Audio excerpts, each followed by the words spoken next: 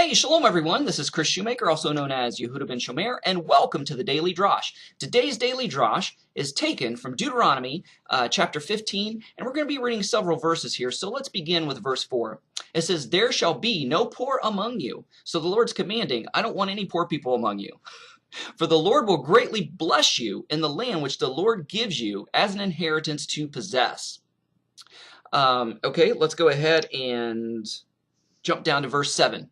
"If there be among you a poor man of one of your brothers within any of the gates in the land which the Lord your God gives you, you shall not harden your heart, nor shut your hand for the poor brother." Verse 8, "But you shall open your hand wide unto him, and shall surely lend him sufficient for his need, and that which he wanteth."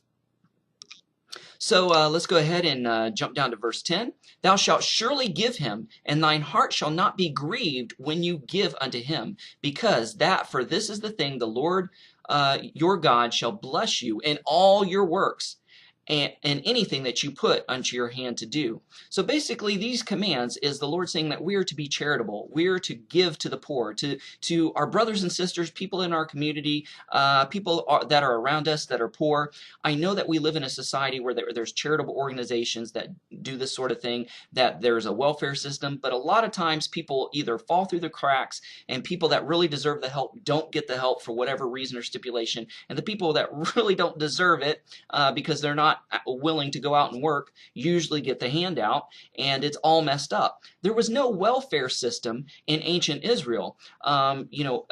Just as the verses we read, it was commanded for the person, if they seen a need, to fill that need. If they seen somebody that was poor, to meet that need if it was within their power to do so. And of course, as Yeshua said, don't be like the Pharisees, blowing a trumpet and before you give charity and help somebody out, so you'll get accolades and people will pat you on the back and everybody thinks that you're the greatest thing since sliced bread. No, you do it in quiet and you do it in secret. My wife and I have made a habit of putting a little back from our paycheck, and if we see one of our friends or family or somebody in our community, or there's a need that arises, we use that money to help, because we want to fulfill these commands in these verses. And, we do it in secret. We do it to the best of our ability without anybody knowing.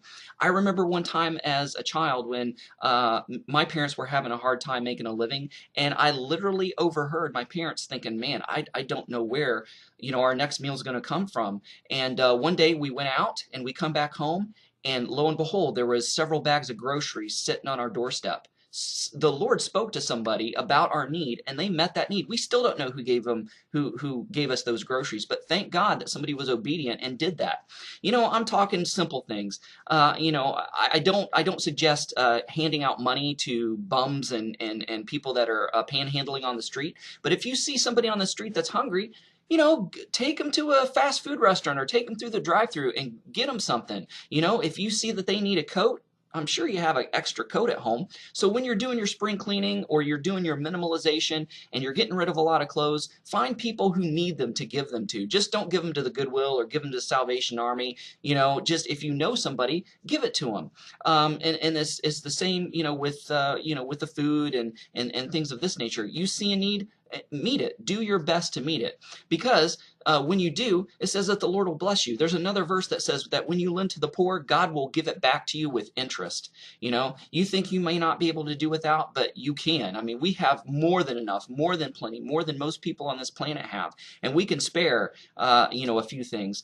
And so the Lord loves a cheerful giver. And it's a great witness, and it's a great way to practically show love to your neighbor.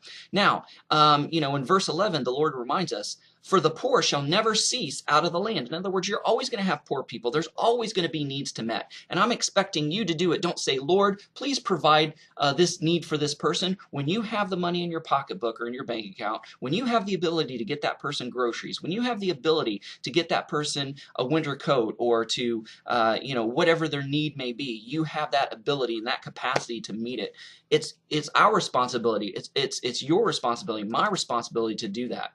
So anyways, just be practical. It's a great practical way to love somebody and to help somebody that's less fortunate than ourselves.